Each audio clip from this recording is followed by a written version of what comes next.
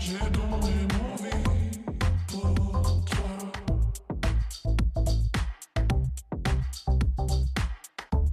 Je vous aimerai pour toujours.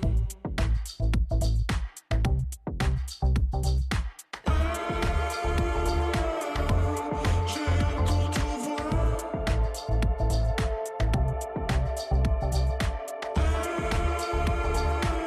Tout est toujours dans mon cœur.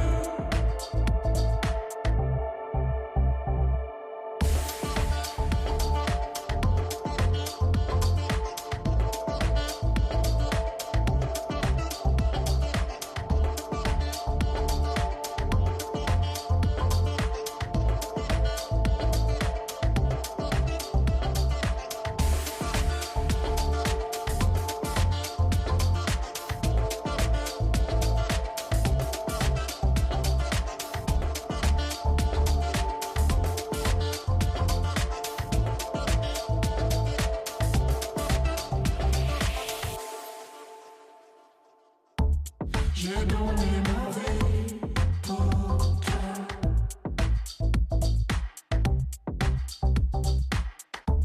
Je vous aimerai pour toujours.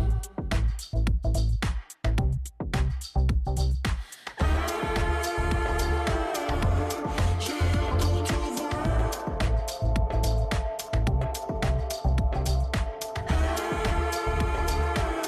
Tout est toujours dans mon cœur.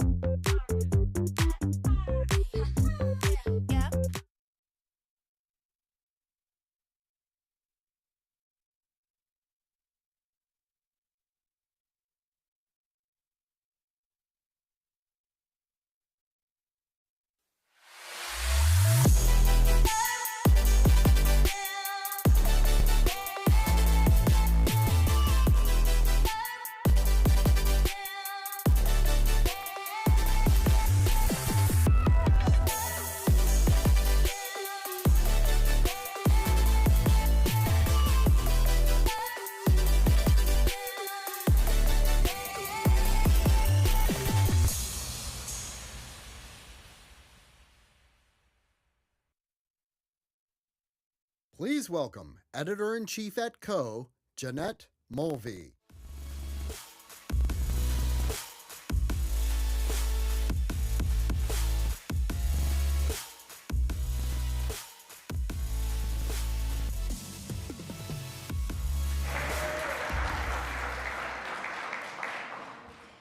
Hi, everybody. Welcome. See some of you still coming in. Thank you all for joining us today, and thank you to everybody at home, too. It's so exciting to have you all here. So today is Small Business Day, and that means we are here to celebrate you. I know it took a lot for you to get to this point in your small business journey, so I think just for a moment, let's just applaud ourselves on how hard it is to be a small business owner. We have a great event planned for today, but before I do anything else, I would like to thank our presenting partner, T-Mobile for Business, and our sponsors, Dell, FedEx, Iron Mountain, Oracle, Square, and Walmart Business. Thank you. And thank you to our Small Business Council members for being here today to do the mentoring. That was fantastic, and I hope we do that every year from now on. So I know that being a small business owner is a very busy life, and I know that giving us a few hours of your time is a big deal, so I just want to say thank you to you for that. And I know that everything we do and talk about here today may not apply to you or your business at this point, so my hope is that you will hear at least one thing that sparks an idea or helps you solve a problem, or inspires you to try something new at your business that you haven't done yet. Now, 5 years ago, the U.S. Chamber of Commerce was inspired to do something new, and that was to launch Co., which is our platform for small businesses. And since doing that 5 years ago, we have written thousands of articles to help people start, run, and grow their small businesses. We have had more than 25 million people visit our site, and we've had thousands of people come to our events. So it's been a great 5 years, but we think it's time for something new. And so you all are the first to hear about our next big adventure. It is called the Co 100. We are announcing it today. You are the first to hear about it. The Co 100 is presented by T-Mobile for Business, and it will recognize the most 100 innovative, exceptional, and dynamic businesses and celebrate their contributions to their communities and the American economy. So what does all of that mean? That means that we would like all of you here, everyone watching, to enter and to be chosen as one of the Co-100. We will honor and recognize these 100 businesses. And in October, we will award one a $25,000 grand prize as America's Top Small Business. Now, the application period is not open yet. You will be receiving an email to let you know when it is, and you can visit co100.com to learn more about it until the application does open next week. So we're very, very excited about that. I really hope you will enter.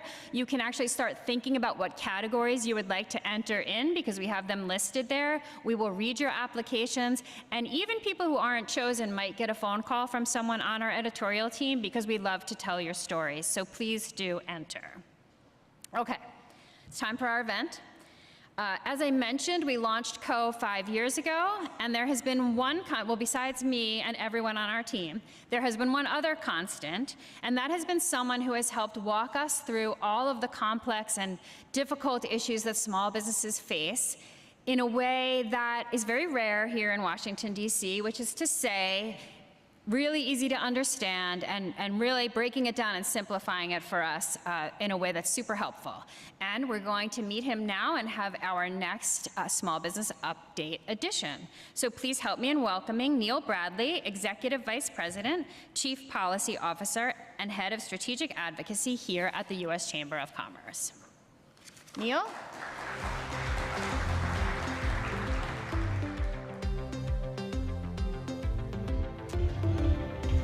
All right. Hi, Jeanette. Hi. Here we go. Let's do it. Okay, we like having a live audience, so I'm telling you now that we are going to ask you if you have questions for Neil, so start thinking about them. We'll do that towards the end. Okay, ready? Ready. Let's talk about the economy. What is going on? And I really thought interest rates would be lower. By now, I was promised lower interest rates. When is this happening? You were promised lower interest rates. You will get lower interest rates. It's just going to take a little longer than we expected. So we have two things that are happening at the same time. The first is the economy is incredibly strong. When you think about demand for goods and services, it continues to be a hot economy. And you see that in the gross domestic product numbers, you see that overall. It's also the case, in part because of that demand, that prices are high. And so the rate of inflation, the rate at which prices are growing, has slowed, but it hasn't slowed to where the Federal Reserve or frankly any of us want it to slow down to. And so if you look at the numbers for the first 3 months of this year, they were higher than we anticipated. And that means the Federal Reserve is going to have to keep interest rates a little bit higher, a little bit longer to make sure that we get inflation under control. How is that translating for small businesses? Well, it's the cost of borrowing, right? And so if we think about the interest rate impact, whether you're using your credit card, whether you're going to the local bank, the cost of acquiring money is just more expensive today. You also have to think about planning. If you're making a major investment in your business, equipment or land, and you're borrowing to do that, you really have to do the math to figure out what your anticipated return is at those higher cost of money and inputs. And of course, the other problem, I think, for all businesses, but it's particularly true for small businesses, is you have to figure out your anticipation of how much higher prices might go and how you might be able to either absorb the higher prices of your goods and the labor that you employ, and how much of that you can pass along. And that's tricky, and that's one of the reasons that inflation is so frustrating for all businesses, but in particular for small businesses. Thank you. So tax season just over now, although... Death and taxes, both are certain. Right. Yeah. And if you're a small business, it's always tax season, so I don't even... You're already thinking about your next quarterly report. But there are some things happening with tax legislation that small businesses should know about. So can you go through a couple of those things? Yeah, the most important thing that's going on right now is if your small business has research and development expenses. So this is particularly true if you're in the manufacturing sector, or maybe you're in construction and engineering. Probably some of your expenses as a business have been classified as research and development. And it used to be the case that your R&D expenses were deductible just like any other business expense. And so just like you would deduct the salary for the person on the manufacturing line, you would deduct the salary for the person who was contributing to your research and development. There was a change in the tax law, and it's one of these Washington things where all the politicians promised us, this will never go into effect.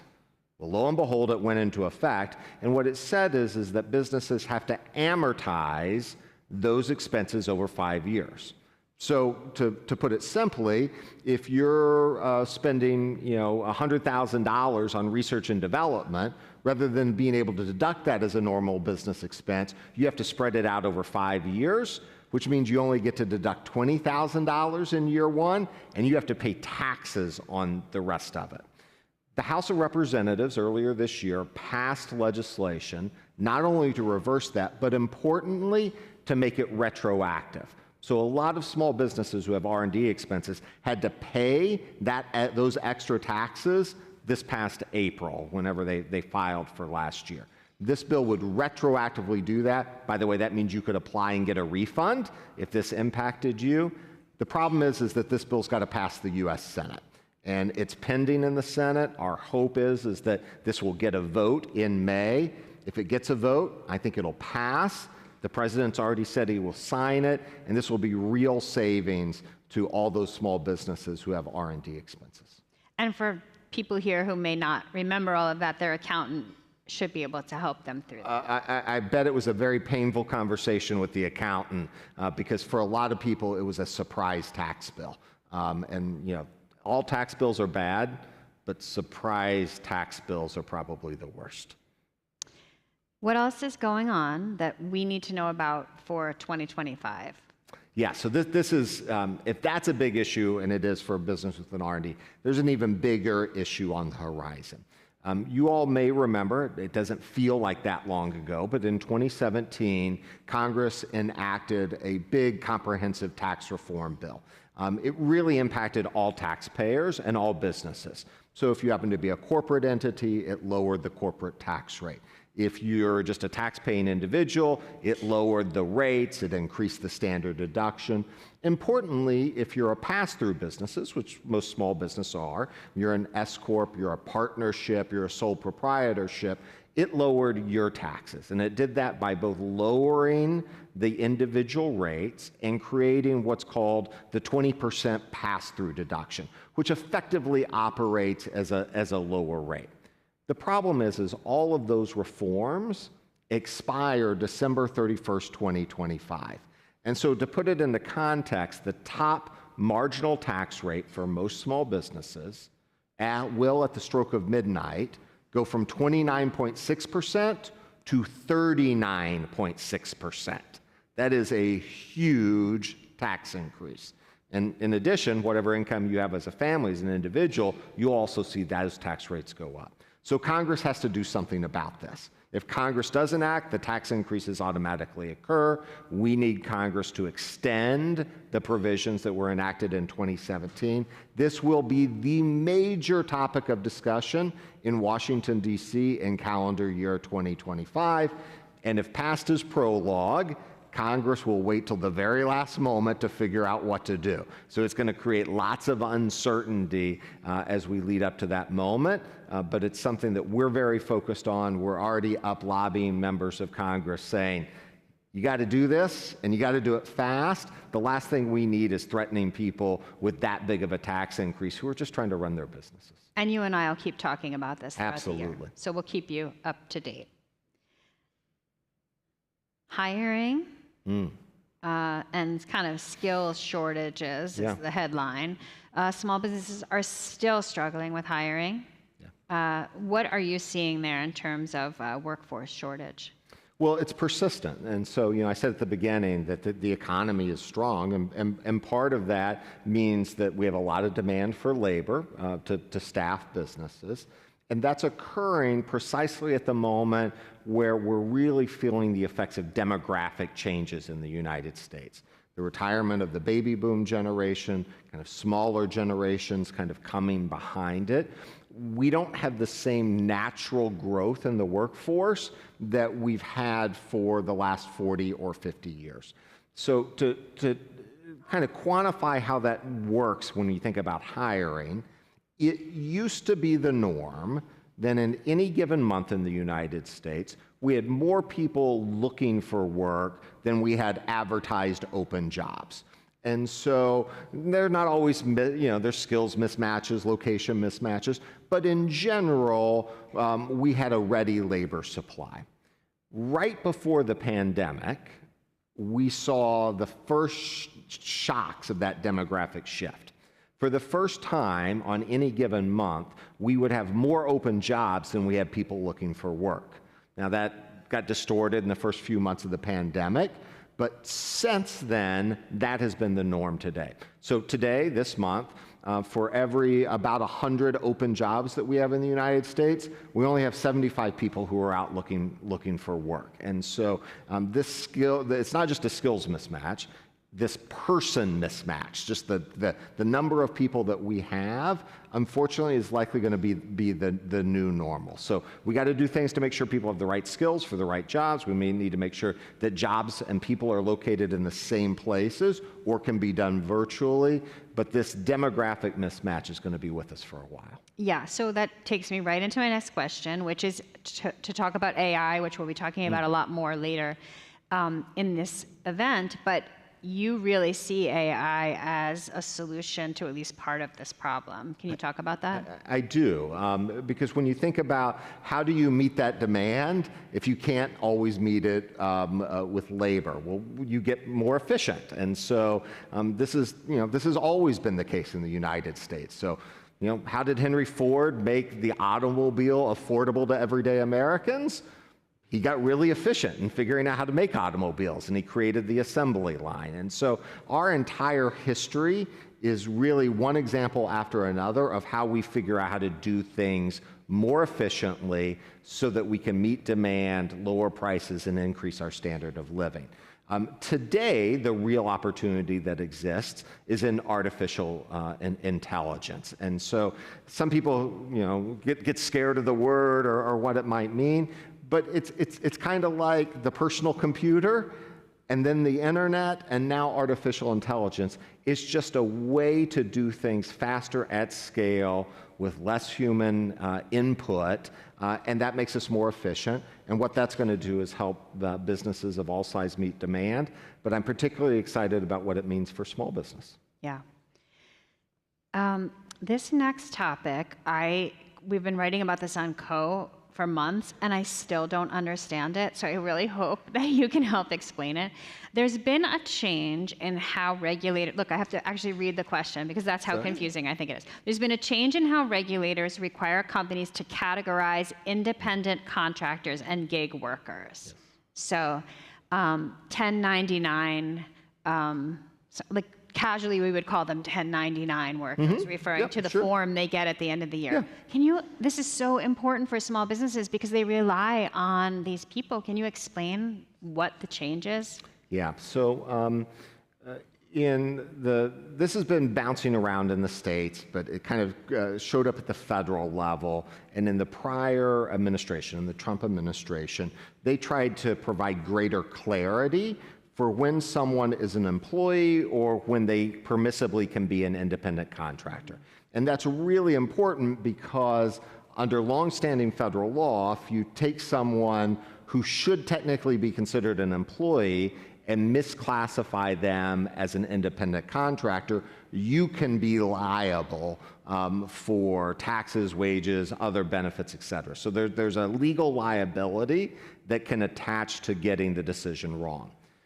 So what we all want to see then is if there's legal liability, make it a really clear distinction. Like, don't create lots of gray and clouds and questions. So the prior administration did that, and they had a pretty simple test. It was all about the control that the business exercised over the individual and whether or not the individual had the opportunity to pursue other work with someone else. And so, if you're a carpenter, for example, and the employer doesn't exercise control over you, and you can take your carpentry services to work for someone else at the same time, you could be an independent contractor. That simple test was replaced by the current Biden administration with this 6/7 factor test that is called a totality of the circumstances and includes phrases like reserve control. So you're not actually exercising control over the employee, but you might reserve the ability to exercise control. It gets even worse when you think about it in practical standpoints. Well, what does control mean? A lot of workplaces today have safety rules. And so you might say that if you come into our place of business, these are the rules that you follow because this is what keeps our employees and our customers safe. If those rules go beyond what might be required by government, that could be a factor in determining control, and therefore the person could be classified not as an independent contractor, but as an employee.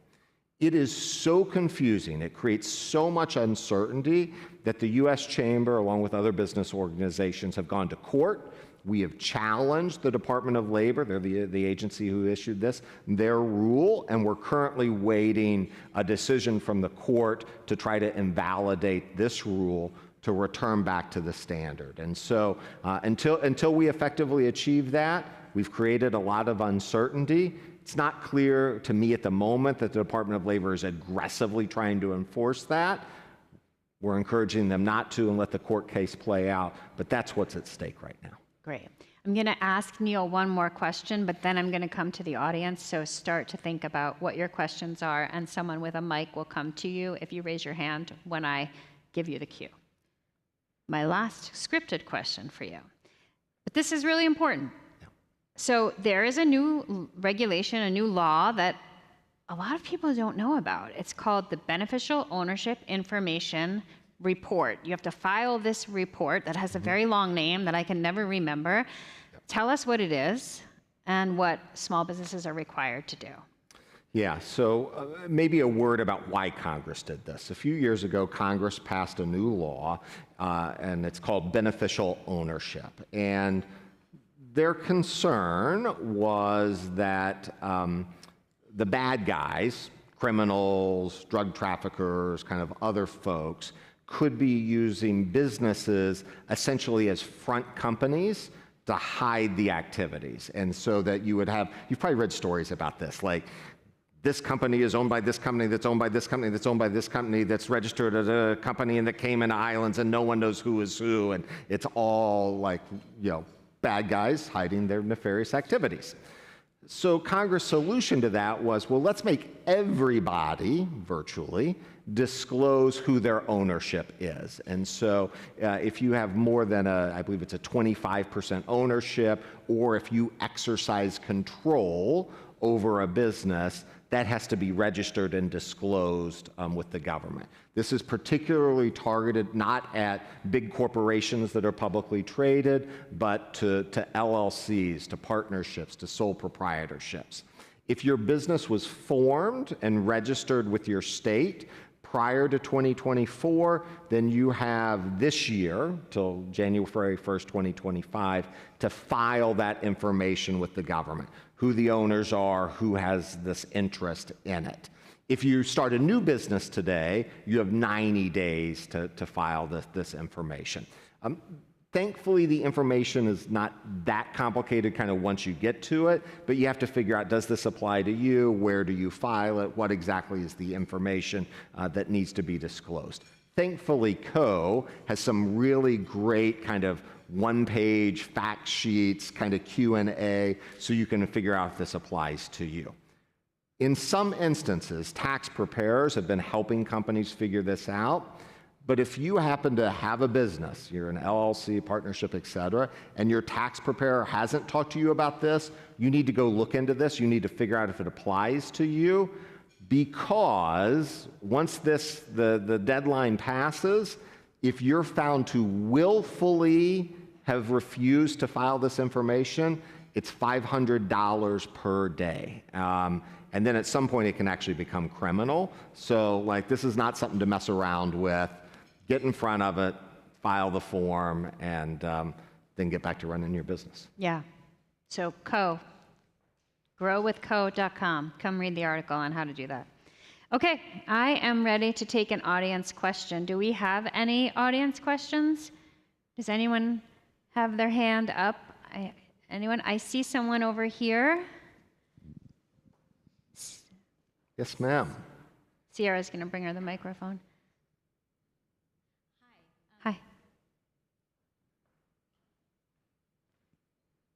You can yell. I think we can hear you.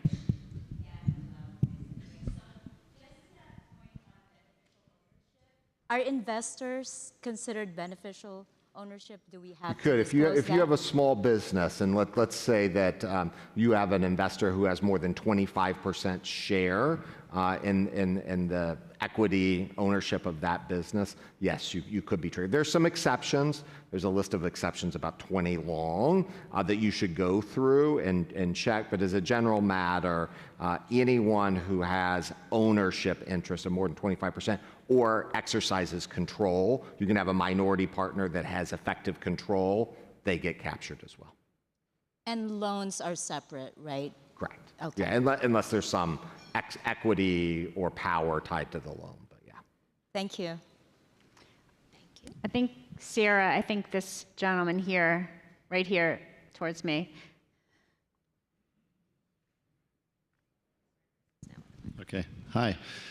So you mentioned AI and its impact on small businesses. So what would you say is the greatest opportunity for small businesses to leverage AI, and how quickly are they moving in this space right now?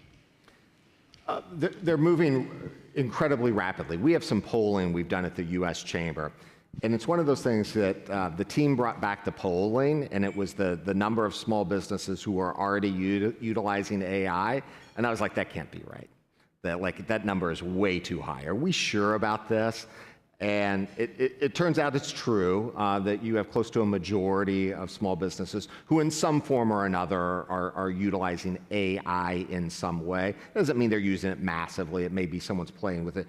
But the number who intend to use it is also rapidly growing.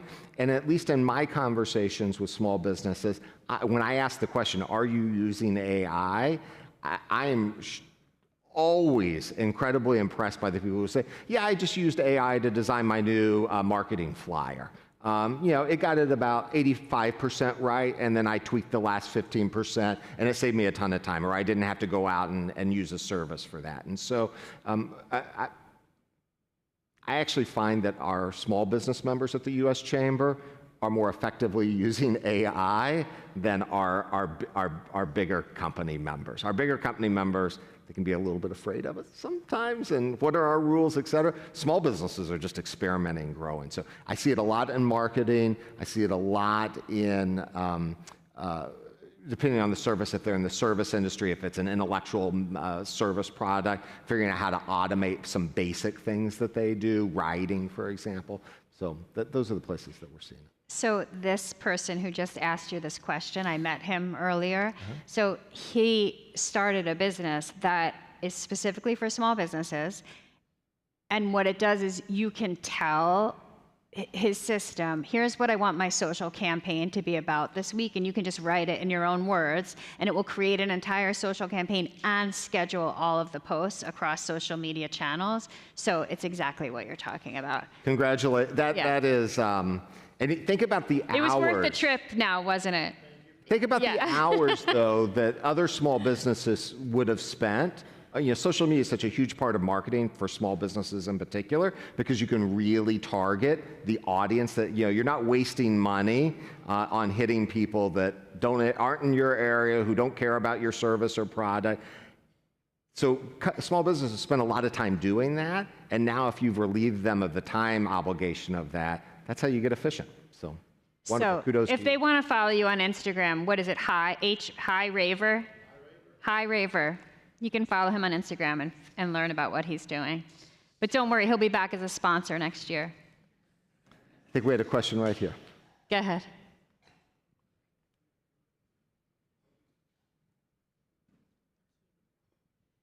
Hi, I'm Dr. Kat Schreier with Water Citizen. We do the Water Pitch Water Startup Matching Extravaganza, and often we're dealing with highly educated, highly specialized water professionals who are prepared for careers in large organizations.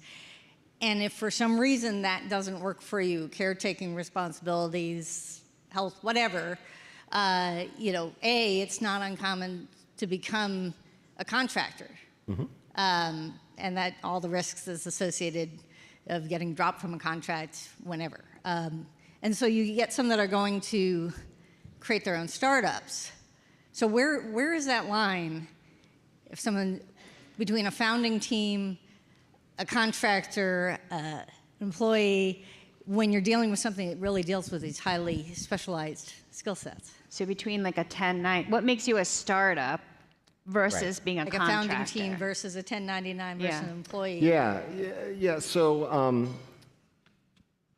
it's a great question. And by the way, it's a great question because you'll see a lot of people start out as independent contractors and realize that they're really good at this and they can actually turn it into a business. But at its core, what you're talking about is an individual. So you're not talking about multiple individuals working under one firm doing services for other firms, so a B2B relationship. What you're really talking about here is an individual who may just be themselves providing services to different folks. So they're truly the single person, sole proprietor entity. Yeah. I mean, it's interesting that listen. There's when the government does these kind of things, like people get really creative to figure out how to work around it. That's, by the way, a lot of wasted energy, but that's what happens. So I would not be surprised if people started doing that to try to work around the government's independent contractor rule. That is all we have time for, so I want to say thank you. Thank you. This was very, very valuable. Let's say thanks to Neil. I think we're going back.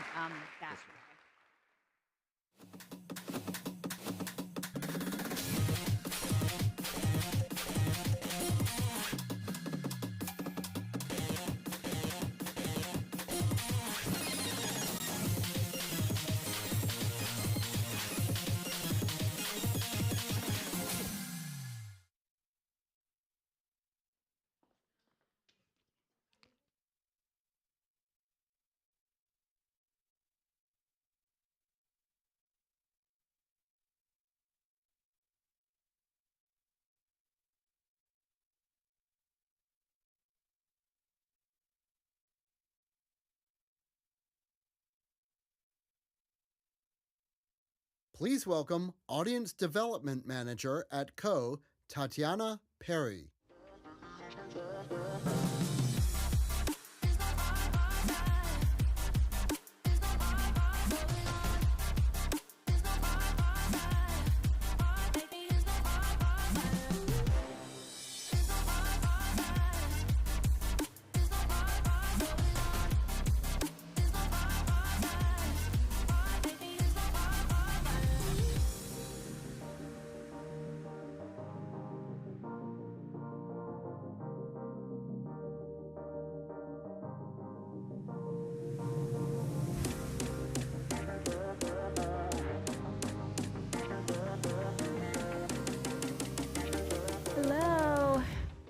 and welcome everyone in person and at home. I'm Tatiana Perry, the Audience Development Manager at CO by U.S. Chamber of Commerce, and I'm here with two lovely small business owners who are going to discuss with me how they've shaken up their respective industries, taking their business from startup to stand out and working with major brands.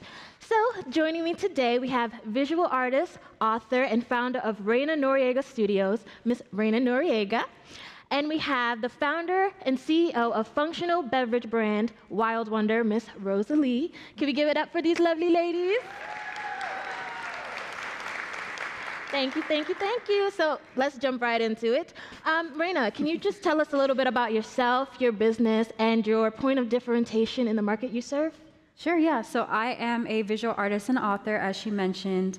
I would say I got my career start as a high school art teacher, and so I learned a lot of the skills and the confidence that I applied to scale my art business from just freelancing to, being able to do storytelling, to be able to do public speaking, to hit products and things that like speak to communities during that time of preparation. Nice. And Rosa, same question. Just tell us about yourself, your business, and your point of differentiation. Hi, everyone. I'm Rosa, the founder of Wild Wonder. So Wild Wonder right here is a sparkling drink with gut-healthy ingredients, all inspired by the herbal tonics my Chinese grandmother used to brew for me growing up. I would say we are set apart from other beverages on the market. Three things. One is really unique flavor profiles. It tastes delicious. The flavors are culturally and botanically influenced, not your traditional soda flavors. Number two is the functional benefits. It's got both prebiotic and probiotic, very supportive for your gut health. That's really big these days. And number three is really the low sugar content. It's 90% less sugar than soda, 50% less sugar than kombucha. So we hope to get you guys some drinks afterwards as well. So hopefully you enjoy it. I do have one request from my team. I'm super excited to be here at U.S. Chamber of Commerce. So if you guys are okay, I'm going to take a selfie with the audience, if that works. All right, 1 second. You guys ready? Get your good face, All right. Freshen up, get a little nice. Can you guys wave? Yes, woo! All right. Awesome. Awesome. Okay, cool. So that's a good way to segue into our next question. So you guys were both doing other things before you started your businesses. Reina, you mentioned you were a high school art teacher. And Rosa, you were in private equity and investment banking. So Reina, can you tell us about how planting those seeds were the key to building your business and took you from being an art teacher in Miami, working, doing commissions on the side, to running your own business full time? Yeah, I think I always understood that, I can say, oh, I don't want to do a traditional job or I don't want to be stuck in an office, but it's not going to happen by magic that I can kind of create that space for myself. So I was maximizing opportunities by investing in all of my interests and trying to make something of it. So I was a photographer, I was interested in art, I was doing different things in my community, I was working as a teacher, taking on different internships and doing all of these things. And at each of those roles, I was learning skills, I was learning discipline within myself, I was seeing what worked for other people, and it helped to kind of destigmatize the idea of starving artists. I was instead in the community meeting artists that were making 6 figures, making 7 figures, doing what they loved, serving the community, to open up those ideas for myself and start to, like you said, plant those seeds, let people know what it was that I was doing, develop my skills even further, so that people had a reference point of Reina creates art, Reina creates good art, Reina can do this, that, and the third, and let those opportunities bring bigger opportunities later on. Well, since you had all of those different experiences, was there any certain light bulb moment or canon event where you were like, I need to start my own business? Or did you just fall into that journey? I kind of fell into it. I wasn't in a rush to quit teaching. I felt like as a creative, teaching kids art, it's so creatively stimulating because they have so much less inhibitions than we do. They're so much more open to trying things and to failing. So I feel like during that role, I was balancing so much as, as the young artsy teacher. It's like I was in charge of yearbook. I was making club T-shirts and flyers for dances. It just made And sense. so doing all of those things because my principal asked me to, or because a co-teacher asked me to, I started to realize, oh, people have been asking me in real life to make them logos, to make them T-shirts, to make them something for their kids' sports team. And I had been scared and I had been saying no. And so as I started taking on more of that and building those skills, it also built my confidence to like little by little, I could start charging more. I could start kind of like figuring out, okay, like how many clients do I have to take on to like actually make a livable salary and kind of start there foundationally, which is totally different than like the structure of my business now, but that got me started to like transition from teaching when I needed to go out on my own. That's amazing. Thank you. And now, Rosa, you were working in private equity and investment banking and then went to Stanford Business School. So what role would you say that your business background and your time at Stanford like played in getting Wild Wonder off the ground? Yeah, I would say when I first started my career, I decided to do investment banking because I wanted to understand how cash flow works. As we probably heard, cash is king, and that's really drilled into me. You can't really scale a business. I mean, you can't make payroll without cash. So after that, I went over to the private equity side to really learn how to, well, buy and sell businesses, but also scale all the portfolio companies I own. So I actually manage portfolios from pre-revenue stage all the way to Fortune 500 companies and really understood the kind of challenges at different stages of the business. So that was super helpful in what we're doing now. I would say at Stanford, which is very well known for innovation, entrepreneurship, I actually worked with different startups on the side while in school to really learn the ropes and essentially offer myself as free labor to learn. Afterwards, I decided to work with a number of startups to help them launch, scale, and that was really the foundation of Wild Wonder. And I would say all of the previous experiences really helped me as a founder, as a business owner now in growing my business. Yeah, I think that's a good transition too. Can you guys both discuss how you scaled your businesses and kind of pull the curtain back on how you made that growth leap to land your first like 1 or 2 major accounts? And I think Rosa, Reina, we can start with you. Yeah, so I think art is different in the sense of like when I was doing freelancing and commissions, I was basically taking someone's vision and producing something that they asked me to produce. As I'm doing that and learning skills and building confidence, eventually I was able to form my own style, and that style is centered on who I am as a person. Right. I'm an Afro-Latina woman. If you know my art, it's colorful, it's vibrant, and most often the subjects are women of color. So that lended itself to bigger collaborations with companies like Apple, like Netflix, like Microsoft, like Old Navy. They're coming and they're saying, hey, we want to do a capsule collection that speaks to this community. You're known in your community for representing them positively. We would like to create this t-shirt. We would like to create this 80 SKU hair accessory line. It's going to live in Walmart for 4 years. And that takes you from a $250 branding project to a 5-6 figure deal. Right. Rosa, same question. Well, so I live in Silicon Valley, and there's a lot of people that talk about rapid growth, and I would say to start a business, focus on the things that don't scale. So when I first started, I was actually driving around San Francisco, I live in San Francisco, and door to door and selling my drinks into every single independent retailer and doing sampling myself. So that really taught me how to sell and also learned from the customers directly on the feedback. So we were basically very much focused on iterating the product, making sure the product really moves off the shelf, not just onto the shelf. And once we have the right product and I feel really confident about the velocity, then I started scaling. And I would say the very first account was actually Uber. So when I first started, this is pre-COVID, it's a different world, and I was literally taking my drinks to all the chefs at these very health-conscious companies like Google, Meta, LinkedIn. Walked into Uber, I pitched the chef, and they were actually doing a sampling event where the employees actually vote on what kind of products they want in their fridges, their micro kitchens. And it was all like big brands, maybe as Cliff Bar, the Cokes and Pepsis of the world.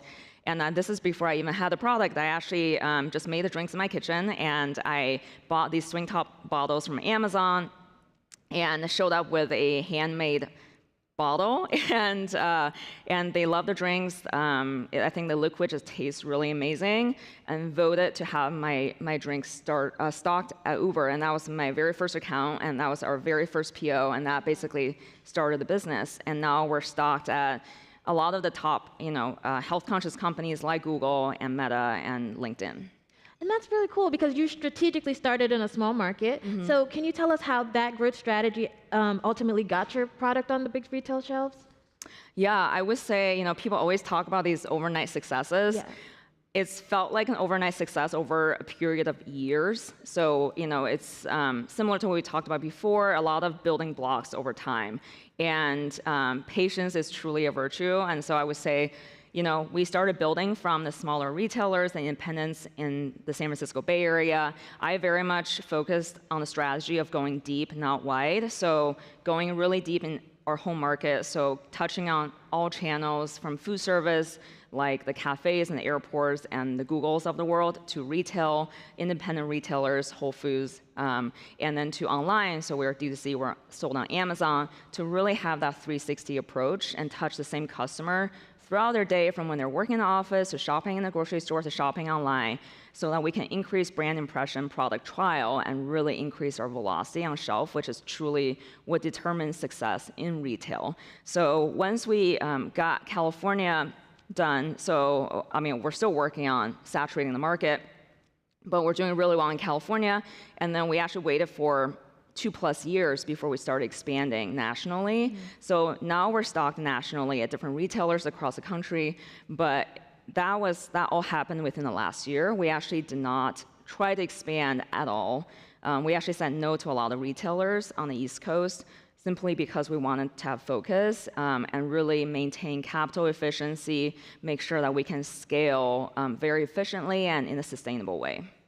So what was it that made you take those pivotal early steps? Because I feel like as a small business owner, there is no step-by-step guide where you're just kind of like, oh, this is how I'm going to be a success. This is going to be great.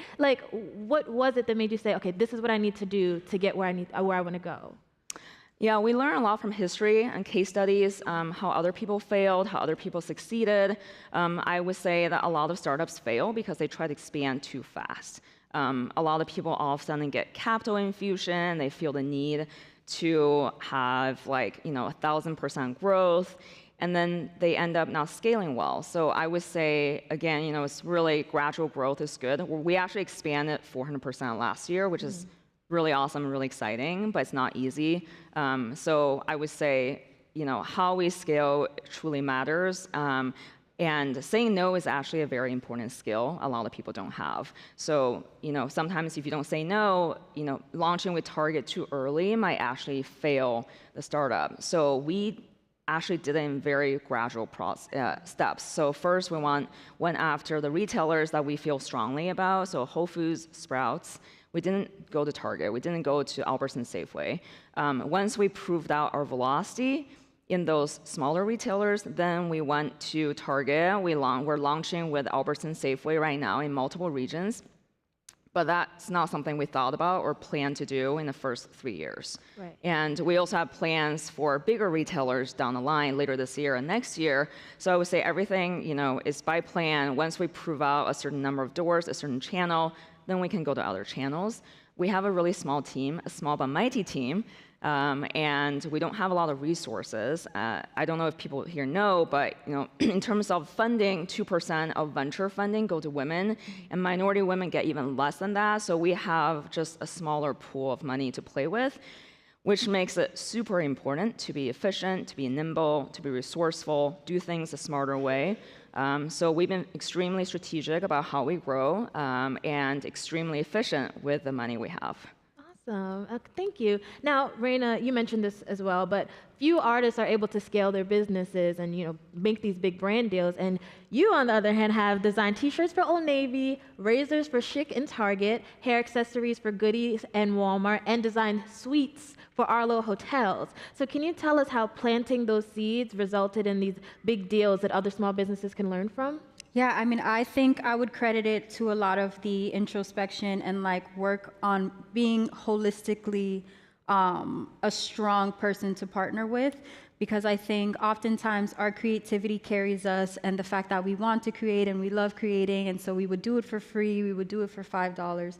So I think I had to develop myself as a businesswoman. I had to develop my authority as a public speaker, and I had to really show up in these spaces as someone who, when companies are partnering with an artist, when you think about all of these companies, when I say Netflix, when I say Apple, they have a creative team. So why are they leaving that room where they pay these people a salary to come and find an artist? Right. It's because of what I represent. It's because of the community that I've built. It's because of what I'm speaking about with my community that's inspiring them, that's making them trust me, and they are wanting to kind of like partner with that foundation that I've built.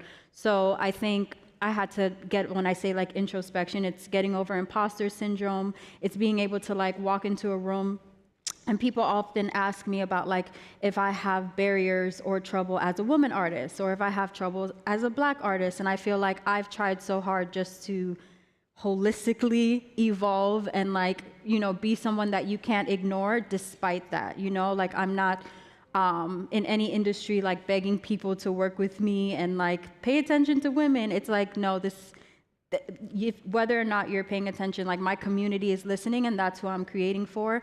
And I feel like that strength is what those companies are looking to partner with, because it's not just talent. People are so talented everywhere. The children I taught were super talented. So it has to be something else. Right. So can you share with us some of the key takeaways you learned going into those like big meetings, and the things you learned in like toward the completion of these projects? Yeah, I would say it took me a long time to like really know my value, especially since even at bare minimum, the companies are offering more than my freelancing was offering. So it took me a while to learn things like usage rights and, where are these images going? How many eyes are going to be on this? How many years am I giving them the rights to reproduce this work? What are all the ways they can possibly reproduce this work? At first, I wasn't asking any of those questions. It was an email, and the email said, HarperCollins or Apple, and I'm like, oh, I've always wanted to work with this person.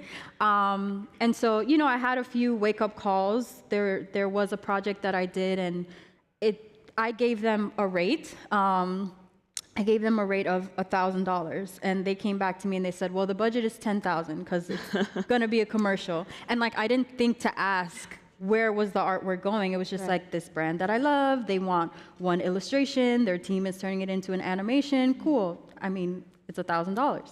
So it was moments like that where like I knew if they took my 1,000 and offered me 10, it was probably worth 10 times more than that. Okay. But I've learned these days to kind of like ask those questions that, we're not really taught to think about. And then that helps with negotiation and things like that. Awesome. So Rosa, what would you say is important to measure when you're tracking the performance of your business, and what's essential to sustaining growth? Yeah, great question. So we talk about this a lot. A lot of people think about growth as distribution growth. So top line percentage, those numbers grab a lot of attention. People love getting buzz in the news. I would say at the end of the day, it's really about, are people coming back to the product? So with online, it's really about repeat purchase and repeat customers. We can certainly sell products, we can certainly do marketing, but if people are not coming back, then there's probably some underlying issues with the product.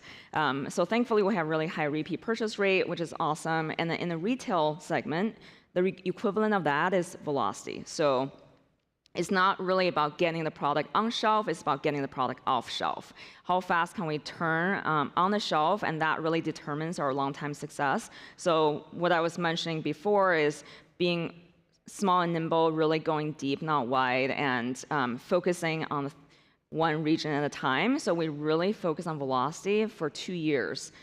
We actually iterated the product many times. When I first started, it was a glass bottle. We switched to cans. That improved velocity. We updated our packaging. That improved the velocity. We also updated the flavor. That improved velocity. Once we felt comfortable with where the velocity is, I felt like there's potential there. We're basically, top 3, top 5 in our category in terms of velocity.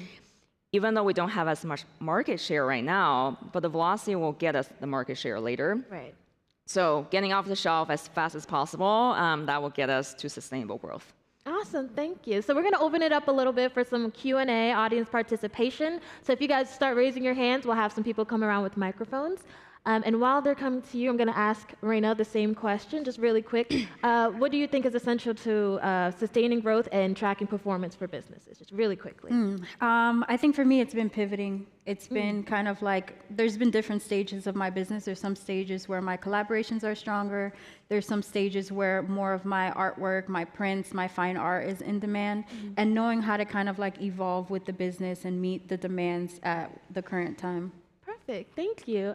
So do we have any questions already? We have one right here.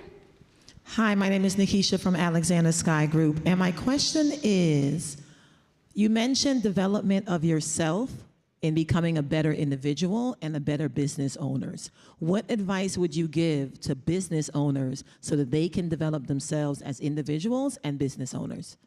Absolutely. So I think we are the vessel that's carrying this business forward, and sometimes you need to live and you need to eat and you need to pay a mortgage or a rent or whatever the case is. So oftentimes that introspection, that spending time with ourselves, journaling, therapy, whatever it is that you feel you need, you feel like you can kind of skip it and do it at like 10% while you're putting 90% in the business.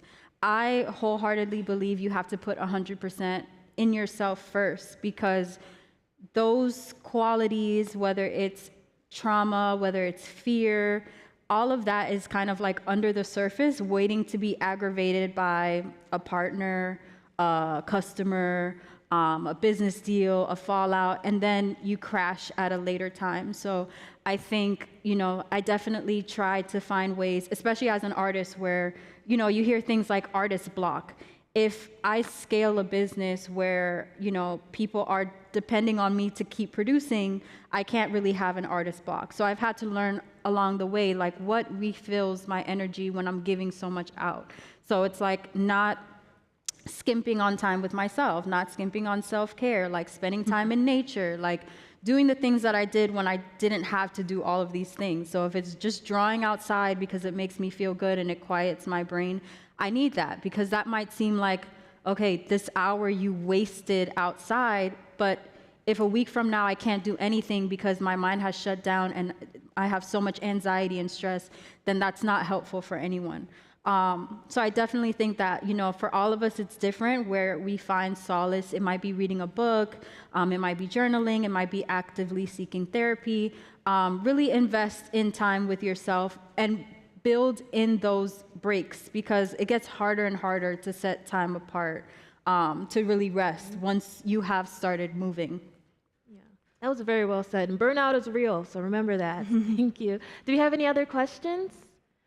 We've got a few. Okay, they're coming over with the mics. Keep your hand held high, and they'll come on over to you. We got time for maybe one or two more. There we go. Hi, my name is Monty Green. I own Velvet Wax and Beauty. We have 3 stores in Virginia. We do full body waxing and sugaring. This question is for Rosalie. Can you talk about your fundraising journey and how you were able to scale exactly, like if you fundraise with like a fund or an investment bank, et cetera? Because that's a bigger challenge for a lot of small business owners. For sure. I would say fundraising is the least favorite thing for all founders. I can guarantee you that. I would say I started with angel investors, kind of not friends and family, but more friends of friends. So there's kind of an extra degree of separation. When I first started, it was super hard. I actually could not get funding despite having a background in investing, because I don't have a tech business. So people don't just invest with a pre-revenue company. They want some proof of concept. So I actually did the super scrappy thing where I actually financed my car and used the extra funding to fund business, and I was managing cash flow on a day-to-day basis where it's cash in and then cash out. So if I don't get cash in, I can't pay anything. And it was really hard and it's very stressful. I actually went on Shark Tank and got a deal from the CEO of DoorDash. So that also helped with the business. I would say at the very beginning, it was very much going to the angel investors, with small checks here and there. And then once our business got to a certain stage and there's enough proof of concepts, there's enough metrics that investors are looking for, we started going after bigger family offices, funds that invest specifically in consumer products. So I would say in funding is also very targeted. So go after, similar to selling a product, you want to find the right audience. I would say find the right audience in funding as well. So it's first the people that already believe in you. You don't have to sell yourself. They know that you're here to do what you're here to do. And then go after people that specifically invest in your segment. Awesome. I wish we could keep going, but we are out of time for today. So I want to thank you two lovely ladies, Reina Noriega and Rosalie, for joining me today. I'd like to thank all of you guys, and stay tuned. We got a lot more coming this Small Business Day. Thank you, guys.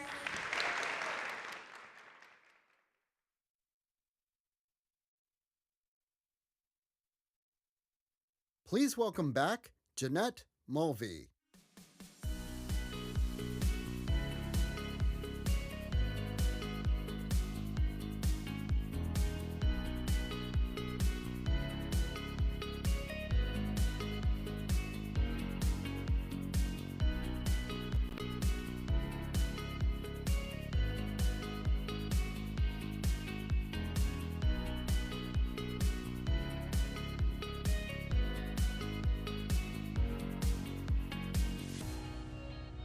Okay, we're back.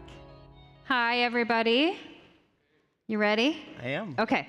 So before we were talking about, small businesses struggle with hiring and how AI is going to help fill those needs. But technology in general, of course, is everything for small businesses around getting things done, and productivity and efficiency and profitability, and that's what you're here to talk about. So let me tell you who he is. This is Eric Spank, Senior Solutions Engineer with our presenting sponsor, T-Mobile for Business. So Eric, thank you so much for being here. Absolutely. Thanks for having us. Sure. So let's just talk about what are the technologies, like big picture, what are the technologies you feel right now are really helping small businesses be most productive and efficient? Absolutely. Well, first and foremost, 5G has really been a game changer. I think every day we're seeing 5G unlock new applications, new use cases.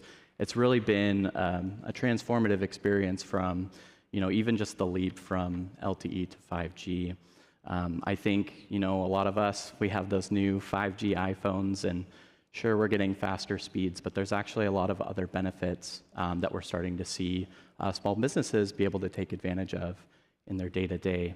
Obviously, the internet is mission-critical connectivity for everyone, and so we're really attempting to cover the entire country with our low latency, high speeds, which can provide connectivity for brand new use cases. It could be manufacturing, different industry processes where you're deploying new sensors to capture additional data that you didn't have access to before. Fixed wireless access, providing that critical connectivity to not only your offices, to your businesses, but also to your homes, so that you have that capability wherever you are, whether that's remote work, hybrid, or to the office, always having connectivity to the other business applications and data that you need. And then, of course, IoT, which is a huge part of 5G, bringing your devices, your applications, wherever they may reside. They may be in more rural locations, they may be in offices or basements, but providing connectivity to all of those devices, all of those applications and processes, and being able to harness that data and connect back to wherever you need it.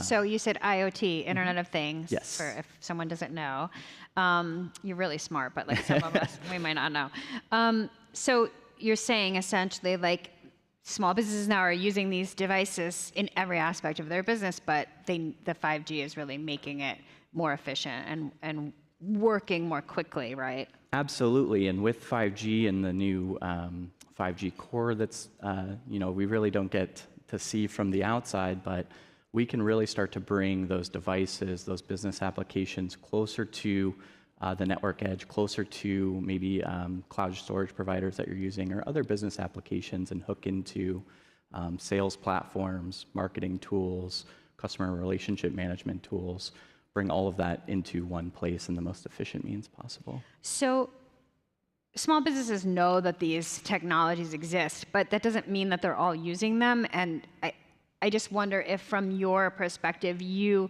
talk to small businesses, do you hear like what are the obstacles for businesses in embracing these technologies and really putting them to work?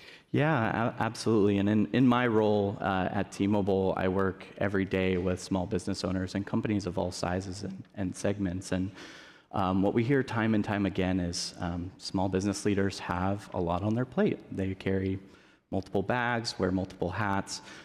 They may not have the technical expertise to stay on top of all of the different technologies, especially emerging technologies like AI, which I know we're going to be talking a little bit later today more about.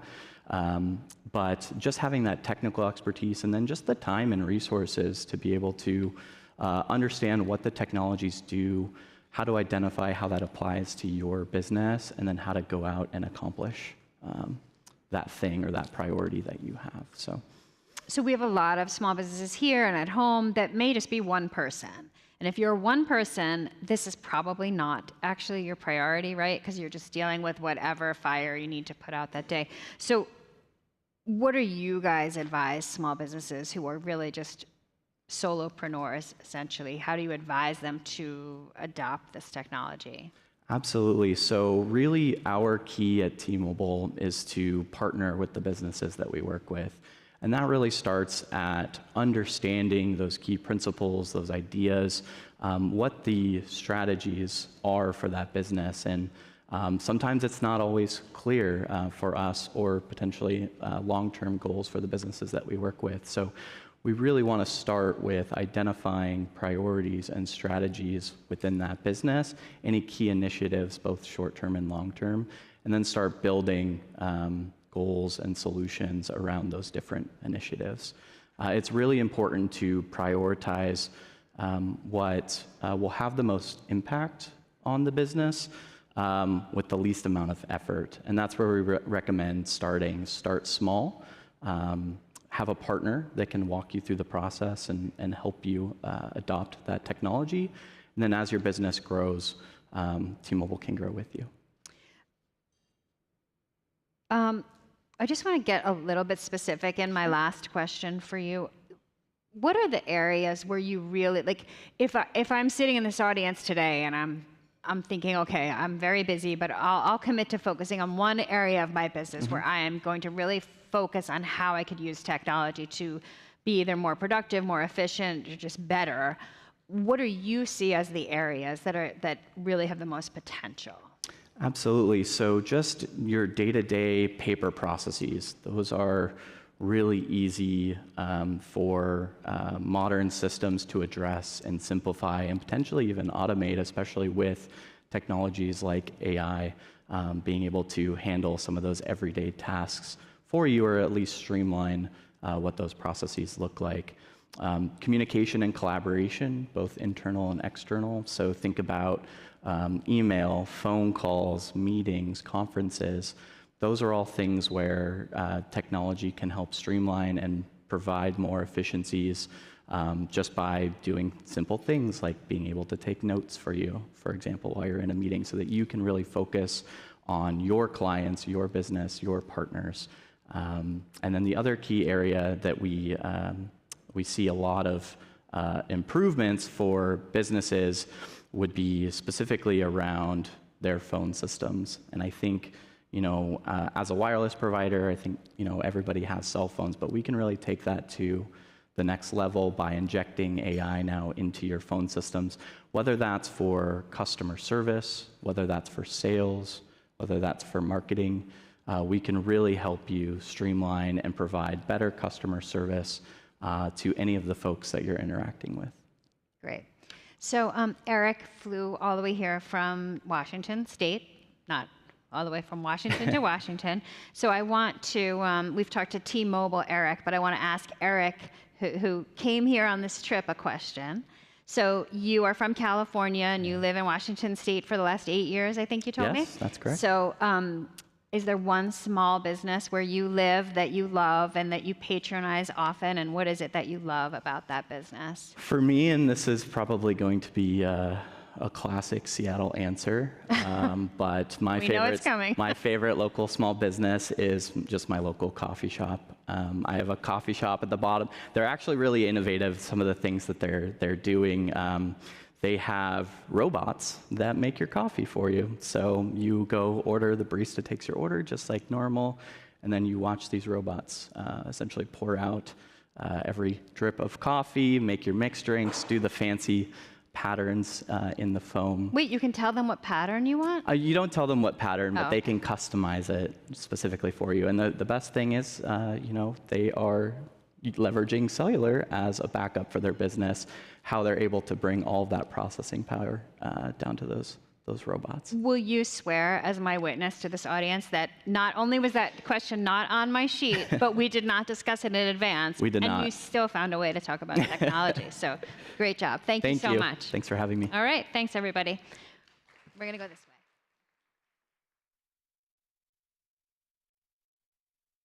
Please welcome Vice President, Editor-in-Chief at the U.S. Chamber of Commerce, Kristen Del Guzzi.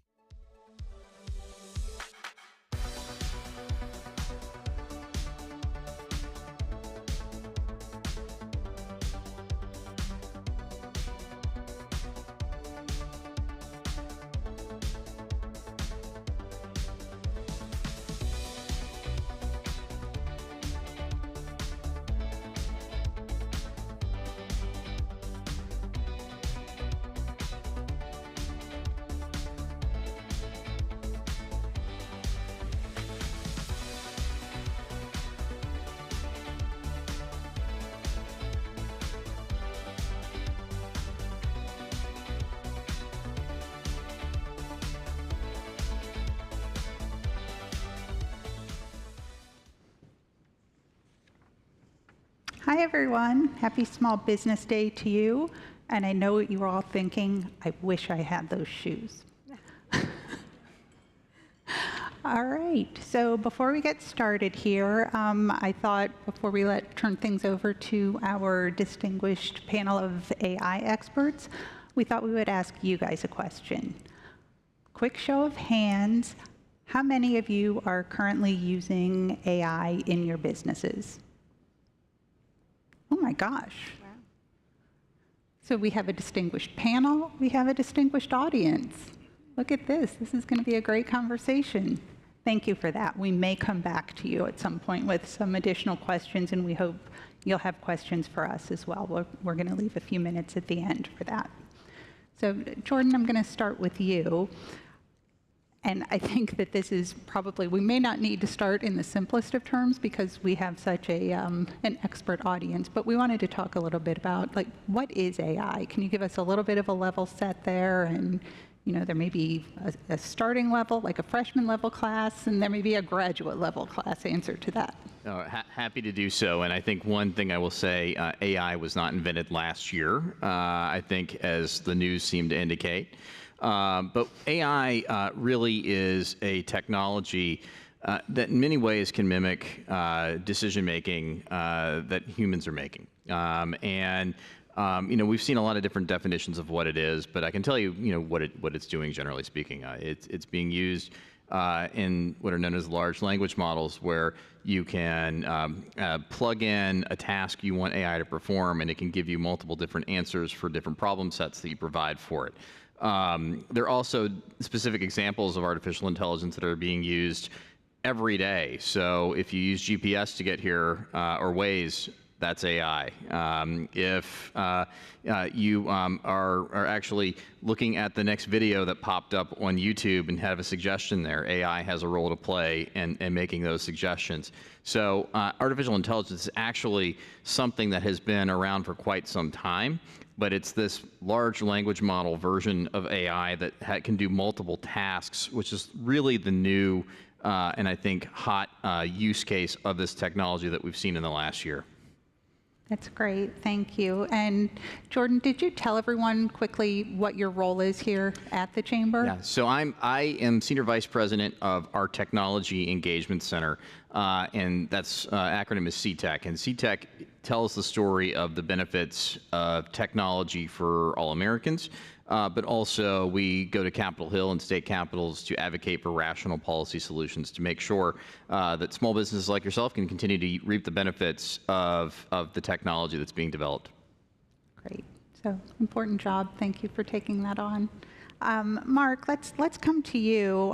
So we know that we have a lot of AI users in the audience. And Jordan talked a little bit about the different types of AI. Can you take that a step further and go just a little deeper into some of the different types of AI that we're seeing used in businesses today? Sure, yeah, absolutely. And like Jordan indicated, AI wasn't invented a year ago, as you might think just from casually browsing the news. And it's particularly hard to understand because AI doesn't mean one thing exactly. And you find different definitions from different sources.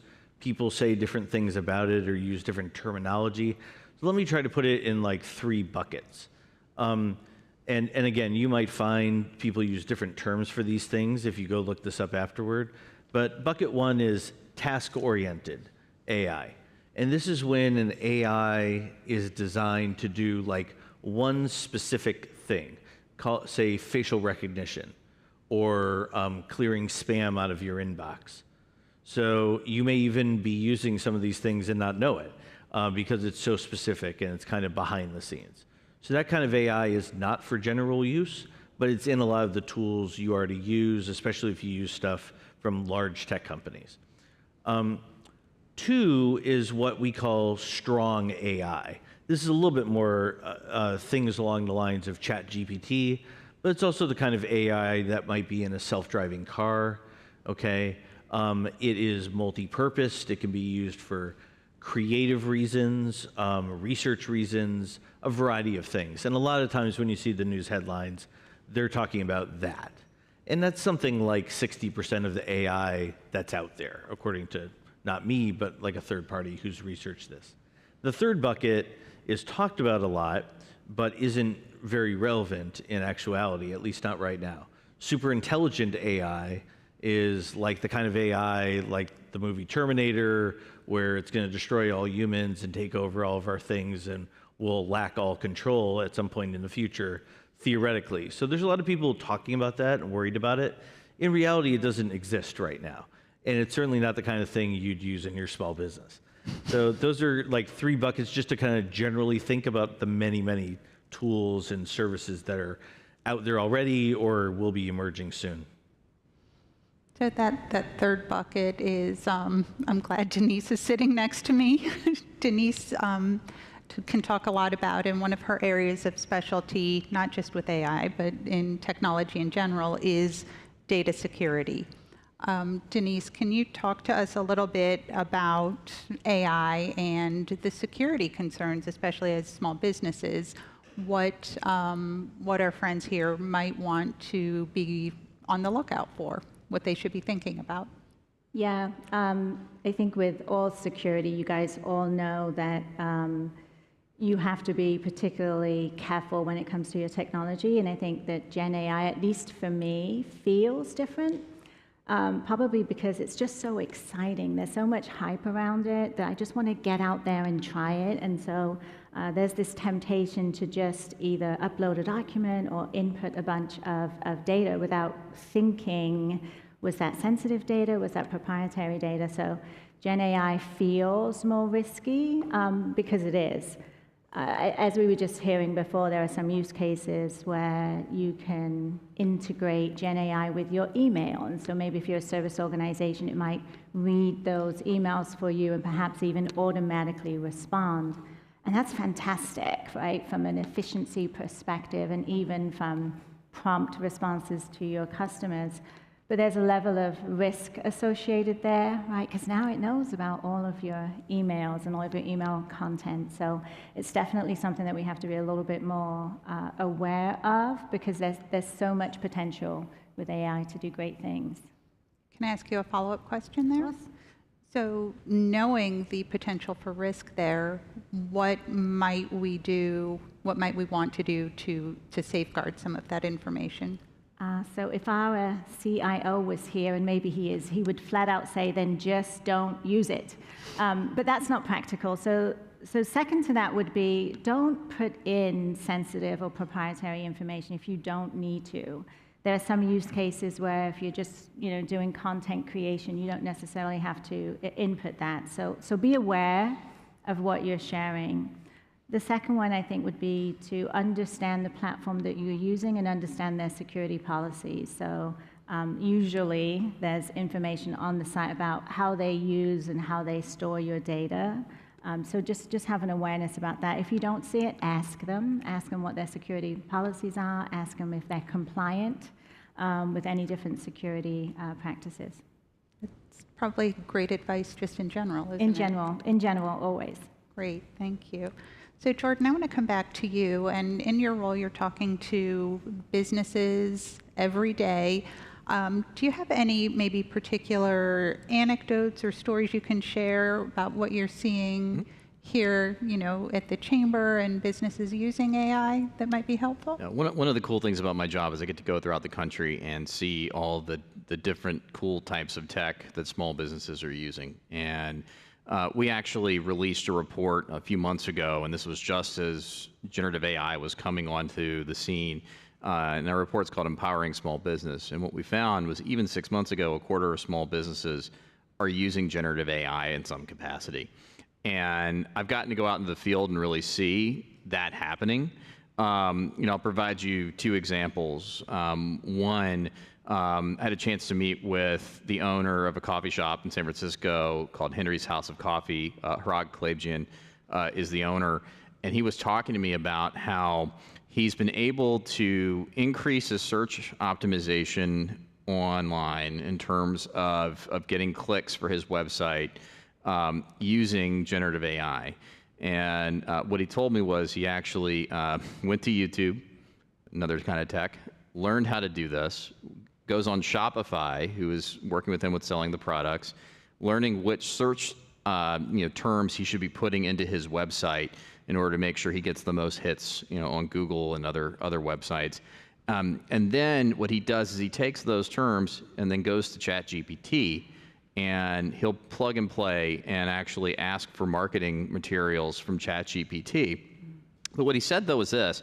ChatGPT is not going to do everything for you on its own. You can't just be lazy and type some things in and hope that it's going to give you a marketing plan. You have to put in some effort. You have to put in, what the product is. You have to put in even prompts in there, for example, saying, I need you to write me marketing materials that would catch this audience, for example. And he said it's actually been a real boon, and that it's helped him cut down on about 70% of his time on marketing. And that's a big deal for a small business owner. Another example, I was talking to Kim. She's actually the owner of started in her kitchen a place called Something Sweet Dough. She sells cookie dough. And her husband passed away 2 years ago, started a business with her daughters, and also used the Shopify platform and some of the same search engine optimization tools. But then she's also using back-end uses of AI for things like logistics and shipping. So now she's shipping across the country. Actually got a delivery at my house across the country. They're great. I recommend them. But also she's in store shelves across the country in grocery stores. And this technology is really providing efficiencies to small businesses who may not have the resources to really get off the ground nationally at the start. Those are great examples. Thank you. Mark, before I come to you, I want to turn to you again and ask a question. And this is safe zone, also mindful that we have an audience online, may not be as AI savvy as you. Are there any of you, and it's okay if you just raise your hand in your head, who think you may not ever dip your toes into the AI waters or aren't seeing a particular use case for it in your businesses? We'll pretend that everyone online is our audience here. So I think it is instructive to talk about this anyway, because it might help us see different ways of just talking about businesses that aren't using AI right now, or maybe don't see an opportunity to expand the footprint of their AI use. Mark, can you talk a little bit about that? Sure. You know, AI is a bright, shiny object, and there's a lot of hype about it. Some of it's real and some of it isn't. But at the end of the day, small businesses come in all shapes and sizes and do all kinds of things in all industries, right? So if you're a business owner, the number one thing, whether it's AI or some other digital tool or platform, is that you have to make it work for you in your specific case, which isn't just about what you sell or what industry you're in, but it's the whole business. It's how many staff you have. You know, how competitive are you? Do you have financial resources, perhaps? What is your position in the marketplace? Are you a market leader or are you behind competitors and you're trying to catch up? So there's no silver bullet answer here. But that's the most important thing to keep in mind no matter what. It's got to fit into your business plan or strategy somehow or another. Now, the other thing, you know, I'm the chief research officer of our firm, so RXN Group, and we've done a lot of research, and we've also interviewed small businesses. And the other thing that we know is that of people who get engaged with it and put the work in, you know, something like 80% of them have already seen results, like in the last year or so. So you got to put in the work, like I think Jordan said. But if you do, you're going to tend to see results, and that comes in all shapes and sizes. So it can come from efficiencies or productivity in, say, running an advertising campaign online, where you're getting better keywords, or you're spending less time trying to come up with taglines, or even using AI to create graphics that are more creative than what you come up by yourself sitting in a room. But it can also come in forms like, you know, making your website more engaging, or your customer service faster, or other things like that, that either sell more things or help make your customers have a better experience in some way. And believe me, like, we talked to a law firm, just to kind of wrap up, and this person who runs an online law firm uses AI to analyze contracts as a first pass and catch things. So you might not think this is applicable to something like law, but it certainly is. We talked to another business owner who runs a limo business, and I believe he uses a service called limoanywhere.com. And the tagline of the service is basically run your limo business from anywhere, anytime. And you can, but it's kind of like Uber or Lyft if you use those. You have to dispatch. You need to know distances between the car and the customer and the times and all that. And at a big company like Uber or Lyft, that's all automated and mathematical and algorithmic and AI infused. But you can do it as a small business now too. So I think virtually no matter what you do, there's some way to improve and get some of that low-hanging fruit and make yourself a little bit more efficient, or make your team, your staff, work together a little more efficiently. And that alone will make your business grow over time, because it'll all add up. Thank you. So I think what we would love to do right now is, you've heard a lot from us. We would love to hear from you, either questions or how you are using, since most, if not all of you are, how you are using AI in your businesses today. Maybe how you got started, what worried you, if those worries were well-founded. Were you raising your hand right here? Please, do we have a microphone is coming to you. Hi. I work with a lot of small businesses, and I hear entrepreneurship coaches just kind of pushing AI for everything. And we heard in the last panel a great example of a startup product where she made some of the product and she went and she actually talked to customers. And some of those customer conversations turned into bigger contracts and whatnot. And AI has so many great uses if you're struggling with different styles of writing or doing repetitive tasks and that sort of thing. But when it comes to actually understanding your customers, where is it too soon not to talk to a customer directly and just have AI go out and look for things online to say, oh yeah, that's what customers are talking about. That's what I'm going to make my business about. I can start that at least, sure.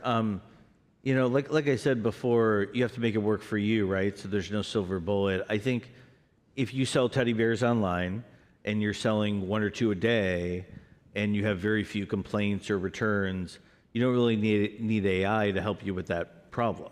And your biggest problem is probably just going to FedEx or the post office or something to get the teddy bears out in their boxes on time, right? Now, when you start to scale that same business and you're getting 10 complaints a day or returns or questions, right? Then you start to run into a problem where you have other things to do like manufacturing or warehouse or shipping with all the bears that are going out the door for Valentine's Day or whatever is coming up. And you're going to end up getting to those customers too late, and that creates dissatisfaction. So that's a moment where you start to think, well, what could I plug into this step in my process that would help me be more efficient at that? And AI can't take your teddy bear to the post office, but it can send an auto reply or, in more sophisticated versions, answer simple questions, or at least try to, until you can, maybe a human has to get in the loop again to help the customer. So that's what I would say about, you know, there's just kind of a spectrum of any given problem, and these things scale. One thing that we know from some of our research is that when the companies get bigger and when companies have more employees and more revenue, those larger companies are definitely using AI more. And it's in part, it's because they have bigger businesses and you can get more efficiency. And partly it's due to just having more resources to learn about the AI and test it and so on. So that is definitely one thing we see as a very strong correlation with business size. Just among small businesses, business size. I think we have 2 right behind her here. Thank you. Hello, hi. My name is Tiffany Michelle. I am the salon owner of Michelle Premiers in Severna Park. My question is, I just opened my salon, and I'm trying to really understand where AI fits in my business. Like, how do I start up to reach a lot of my clients? Because I have a lot of clients that are still in Texas that I still service as far as like shipping out, whether it's hair units, products. And I'm trying to see how AI can fit, because I'm new here to Maryland, and I'm new in Severna Park, so trying to still build my staff. I'm pretty much doing 2 jobs at once. So I'm just trying to figure out where to start with AI in my business to help me to not miss my clients that are in other states. Congratulations on your new business. Who makes? Well, I think a couple of things I think are helpful. One is, is the issue of search engine optimization. If you have a website, or the first thing I would do is really try to figure out the terms that really catch people's attention online in terms of search on Google and things like that, and then go to a ChatGPT or a Bing or a Gemini and work with those programs to basically input, trying to reach a certain consumer base, or I'm trying to reach customers in this area. This is what my business is. Can you put the best terms for my business on my website that I can write to market it, so that it's easily accessible online? Another thing is ChatGPT is also very good at communications with potential customers as well too. So, in terms of if you want to, write emails to your client base to let them, know what you're up to, you can easily and more quickly use, a ChatGPT to help write those emails that you want to go out to your customers, so you're not having to spend so much time trying to craft the perfect email. But I think, as you mentioned as well too, there's still, the personal touch. You still have to be involved with your customers. This is a tool that's going to save and cut time. You still need to be out there amongst your customers as well too, and potential clients. But those are a couple ways I think that could be helpful. Yeah, I have an addition to that too, just popped up. I know we have someone in the crowd earlier that mentioned they have a business that help you with creating content for your social media marketing, and then can help you with scheduling that and have it post automatically. And if you're not, and he's got his hands up, good job. If you're not ready to do that, because I recognize that there's a financial aspect, is just do it yourself, right? As Jordan was saying, you go to ChatGPT and say, give me a 7-day outline of a LinkedIn strategy focusing on X, and then just schedule them. Yeah. I love the networking and the collaboration in here.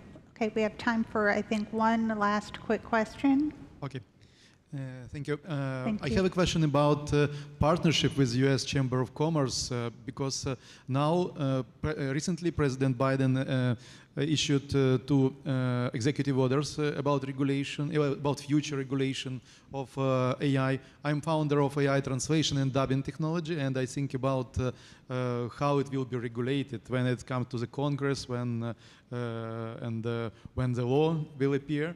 And can we create a system when U.S. Chamber of Commerce can be a bridge between small business and decision makers in regulation of AI?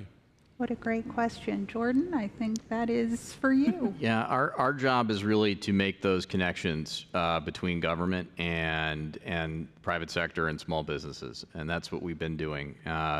And we'd love to partner, and please get us your contact information. But what we've done is we've gone around the country and we've connected small business owners with leaders in states, and we're doing the same thing on a federal level as well too. So we're more than happy to really show the benefits of small business use of this technology, because quite frankly, it's hard for a big company to go in sometimes and explain to a congressional office what their technology does or the benefits it provides, but when they see how a small business uses it, it clicks.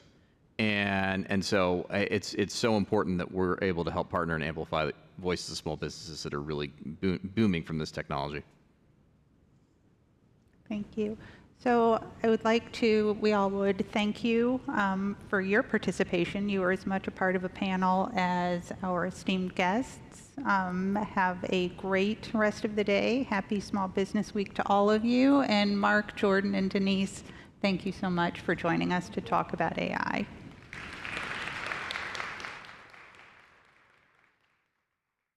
Please welcome Executive Director, Marketing at Co., Elizabeth Peterson.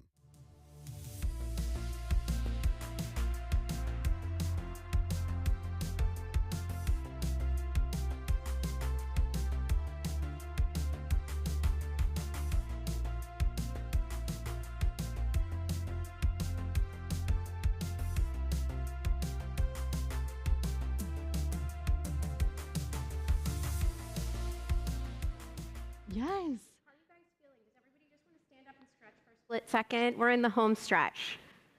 Go like this. Just get it all out. All right. Are we ready to talk marketing? I'm ready. Yeah. All right. Let's do this. This seems like a great time to introduce our Senior Vice President of Member Marketing and our class yoga instructor today, Melissa Lenz. So thank you. So Melissa, right before we came out here to talk about marketing trends, I decided to take a quick look at Instagram and see exactly how many posts you can see that are hashtagged marketing tips. And it's about 10 million. So that's a lot. That's a lot of marketing right? tips. And these guys have read all of them. Yes, and we have 15 contributed minutes to probably half of them to cover all of them, and there'll be a quiz at the end. But no, so I really wanted to kind of pare things back and talk a little bit more holistically about marketing today, rather than focusing on any one trend. And I think that starts with just a real definition of what marketing is. Yeah. So can you just kind of give us your marketing definition? First of all, I love this topic. We've heard so many amazing things today, especially AI, right? I know for myself, when there's all these amazing opportunities, like hard stop, I think this is probably the greatest time to be a small business owner because you have resources that you just never had before with all of this amazing technology. So it's incredible. But I know sometimes when there's all of these opportunities, it also is a bit stressful because it feels like all this information and all of this onboarding that you have to do. So in times like this, I like to, for myself, take a step back and just peel back the onion and go back to the basics. So I'm really glad that we're doing this. I'm a big fan of metaphor and simile, so go with me on this one. I love it. I think being a business owner is like being a parent. Is anybody a parent in the room? All right, so some of you guys will follow. Aunts, uncles, I think this would apply as well. But, you know, your company is your baby, right? It feels like it's an extension of you. Certainly, there's some financial considerations with running a business. I'm going to go out on a limb and say there's probably some sleepless nights. Any sleepless nights out there? Yeah. So you guys got the baby simile. Yeah. But marketing is essentially taking your company and preparing it in the most thoughtful way possible, given all of the amazing tools that we have, and propelling it to go out into the real world and really thrive. So what do I mean by that? Like from a branding standpoint, does your company, your product, your service have a really clear, profound voice that's confident, that cuts through all of the noise that's out there, right? All of the Instagram posts, and makes it stand out. Does your company, your product, your service know what it stands for? What its value proposition is, what it brings to the table? Is that crystal clear? And then is your company in places and interacting in spaces where it's going to build really productive and long-term relationships with your customers? Because those relationships, as we all know, are the things that are going to catapult your business to that next level and allow it to grow. Yeah. Those are all excellent points, and I'm really happy that you ended with that point about kind of meeting, like focusing on the places and the platforms that really are going to drive the most growth or whatever your business objective is at that moment. So in speaking about that, how do you go about that first step of like figuring out maybe where your customers are or where to focus? I would say, and this cannot be underestimated, the first step, and we all know this, but like coming back and always revisiting this, is identifying who your customer is, one, obvious, right? And two, really understanding them. Like, what is keeping them up at night? What are they motivated by? What are they inspired by? What are they scared of, right? Because if you don't understand your customer, you're going to have that much more of an uphill battle trying to explain to them how your company is going to help solve a problem that they might have or make their life better. So being so obsessed with understanding your customer and always revisiting that, I think, is step one. I think the corollary to that, and none of us like this, and small business owners do not love this, big businesses don't love this either, is you have to be ruthless with getting to the most narrow focus of who you think your ideal customer is, right? So if you're saying, oh, I think this is sort of the span of my customers, right? But it really should be this. And when you say that, people hear, well, I'm leaving all of this opportunity, all of these potential customers on the cutting room floor. That's money, that's opportunity, why would I do that? But conversely, if you're really tight about who your ideal target audience is, you're going to not waste a lot of time, energy, and capital trying to reach people who probably are never going to convert and be your customer, certainly your best customer. What's also going to happen is your content strategy and your messaging is going to be diminished because you're trying to reach all of these people when you could really try and reach these people, and think how profound and how clear a message you could have if you were that tight with a brief, right? Yeah. It's 101, but again, I think it's really important with all of the amazing things going on from a technology standpoint to remind ourselves of that foundational element. Do you know of any like particular tools that small businesses can tap into to really answer that question of who is that exact customer? Who is that person? So I'm going to give an analog answer to that, Okay. and then we can talk about technology. you want to just talk to your customers or people you think would be your customers on a regular basis, right? So we talked about like, oh, technology, you could try and triangulate it. Get out there and talk to them. And for each one of you guys, depending on what your business is, that's gonna mean something different. Like that might be retail intercepts. That might be going to conferences or industry trade shows. That might be doing online surveys. But finding a way to get in front of them directly where you can understand, are they my target audience? And again, answer all those questions we just talked about. An important key to all of that, right, is those prospects that you're building a relationship with might not only become your customers, that's the near-term goal. Long-term goal, though, is they become a marketing channel for you, right? Like how many of us have bought something without reading myriad online reviews or getting referrals? So having that ongoing sustainable channel directly with your customer, however that makes sense for your business, is so key. From a technology standpoint, and again, this is going to be specific to your company and what platforms make sense, we live in such an amazing time where you can be so specific about who you're targeting online, right? Several folks today have talked about that. So if you have a theory of, I think these are two audiences, I'm not the first person that said these words, but like test and learn, A/B test.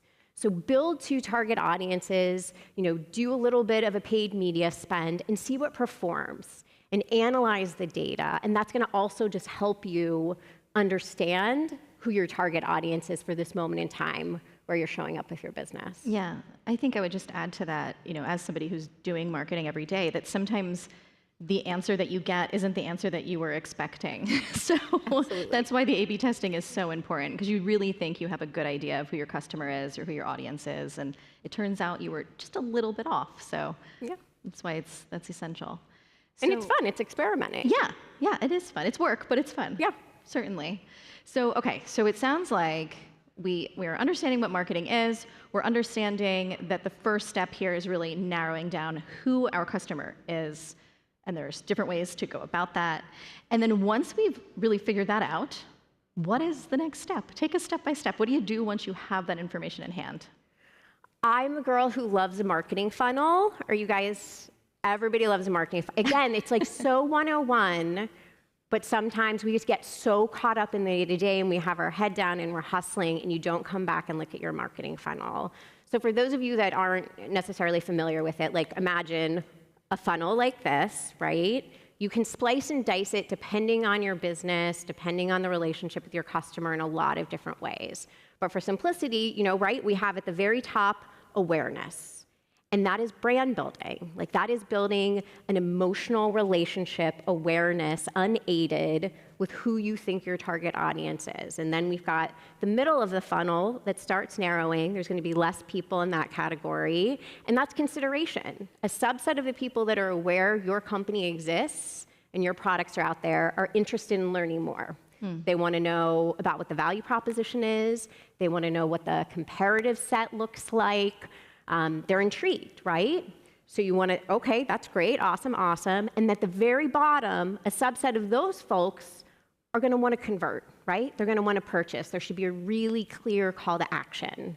So you want to think through for your business today, and it might look different than it did a year ago, what that marketing funnel looks like. All the different stages that a customer's going through en route to learning about you for the first time, to buying and becoming a loyal customer. What are they feeling? What barriers do they have to sort of progress to the next level of that funnel, right? So get that really clear in your mind. And then you want to start thinking about channels for each one of those aspects of the funnel. So you could probably go out on a limb, if you are relatively new or you have a new target audience, you're probably going to have some level of paid media at the top of your funnel, right? You have to get out of your existing ecosystem and get in front of folks that you don't necessarily have access to. At the bottom, the further in the funnel that you go, your channels might look like email. So like lead gen, names and emails that you've collected through the course of your marketing funnel. It might be your website, it might be social, et cetera. So you want to think about the channels, and then you want to think about your content strategy.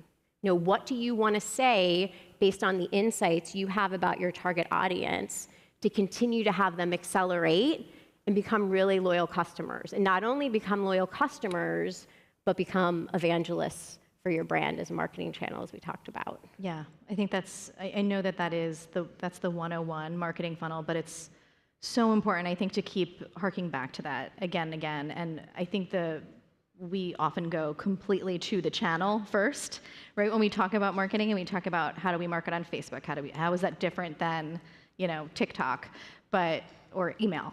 And this stuff is not, I mean, I am aging myself, but there was something called organic reach back in the day where you could be on all of these platforms and build all of these audiences. And sadly, we know that is not the case right now. So again, going back to really knowing your audience and knowing where they're interacting, where they're getting their information, that's gonna help inform your channel strategy, right? Absolutely. So you can really build, put significant budget where it makes sense against certain parts of your funnel, and not diminish by trying to be everything to everyone, right? Like we would all love that in life, but we have fixed resources. So we have to be really disciplined about that. And it might evolve and change with time. I think we should retitle this segment Marketing Boundaries. I like That's it. what it sounds like. And stretching. Yes, and yoga. And so yoga. many things. Yeah, totally. So I think I want to pivot a little bit. We saw on stage earlier, we had Reina and Rosa. Amazing. And yes, who were both incredible, founders and entrepreneurs. And it was really clear that they were at the center of their own brands. So I think up until this point, we've really been speaking about small business marketing in terms of marketing the business itself and the business name. But where does the founder, the entrepreneur, kind of come into play here in terms of marketing a business? Well, as you saw with those amazing gals, you are the brand of your business, right? Especially as a small business, a medium-sized business. You are one of the greatest assets for your company. So always remembering that. Also, we live in a time where certainly younger generations want to know the origin story. They want to get behind the Wizard of Oz curtain, and they want to hear what motivated you to start this company, to own and run this company. What problem are you out there trying to solve? What kind of values do you have? So understanding that's what folks crave, and in fact, that's when they're going down the marketing funnel, that might be part of the consideration set of, is this a company whose values align with mine? So you always want to be thinking about that. As far as how to harness your network, a colleague of mine sort of gave me this frame years ago, and I think it's really helpful. So if you think of like 3 concentric circles, right? So like the closest in circle are your friends and family, the people that know you really well, right? And then you zoom out a little bit, and they're people that you've had some meet cute moment with. So maybe you worked with them 8 years ago, maybe they're your hairdresser, maybe your kids played on the softball league together. You guys get what I'm saying. Like they know you, they'll take your phone call, they might take a meeting, but they don't have a preconceived notion of who you are as an individual or a brand or a company. And then the outer ring are obviously folks that you don't know just yet. And while it might seem intuitive that you want to immediately go to the friends and family circle, where you find a lot of fertile ground from a networking standpoint, right? And this could be not necessarily transactionally selling them things from your business, but building partnerships, building supply chain, right? Like all of these different assets that make your company successful is that middle ring.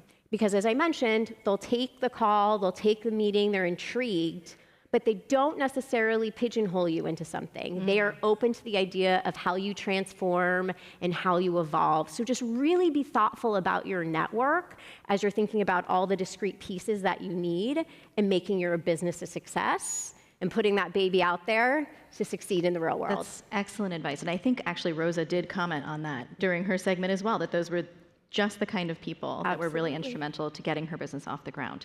So Melissa, I could talk to you literally the entire day, but that is all the time we have for today. So thank you so much for joining us. I'm so happy to be here. Wonderful to meet you guys.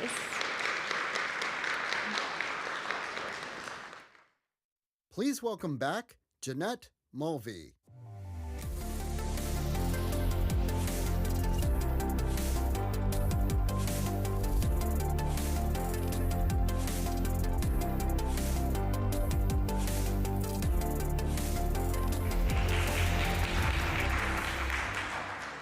back.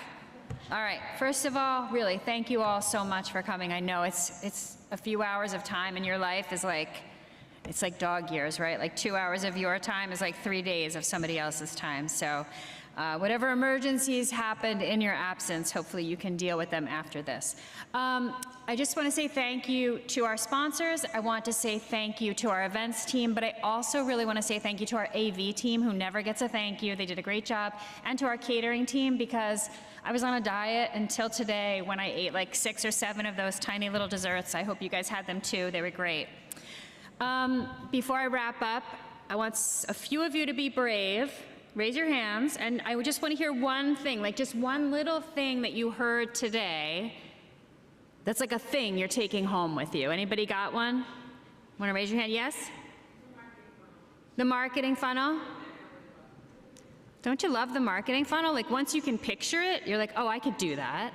Who's got one? Right here?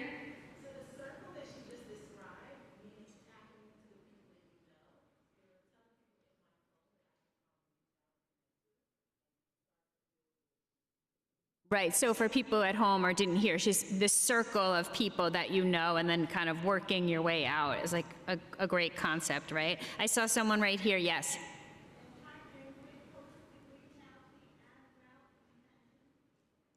Say one more, someone tell me what she said. Oh. Oh, I love that. So she said partnering intentionally with holistically well people, just as a mindset for running a business. So I'm sure you all have answers. I just want to say, before I let you go, a couple of things. So we covered a lot of things. So AI is happening, people, so just get on board. That's one key takeaway. 2, you really need to think about this beneficial ownership thing. I know you don't want to, but you need to. While I was backstage, I emailed with the person who sends out our post-event email, and she's going to be sure to include a link to the article about how to file that report, so you don't have to go searching for it. That email will be in your link. And I know Neil talked about there being exceptions, but there aren't really that many exceptions or exemptions, so you probably do need to file it. So do please read that article. And then also in that email, we will be including the link to Co 100. Please enter. I would love to see some of you in that cohort. My last request of you, thank our sponsor, T-Mobile for Business. They made all of this possible. And if you have any interest in learning more about the U.S. Chamber of Commerce and how you can be a member and what we do here, which is advocate for businesses both big and small, please go to uschamber.com. You'll be able to learn there about becoming a member. We'd really be honored to have you. So thank you all so much. It was great to see you. And after this, I'm going to go into that room. So if anybody wants to say hi in person, I'll see you there. Thank you so much.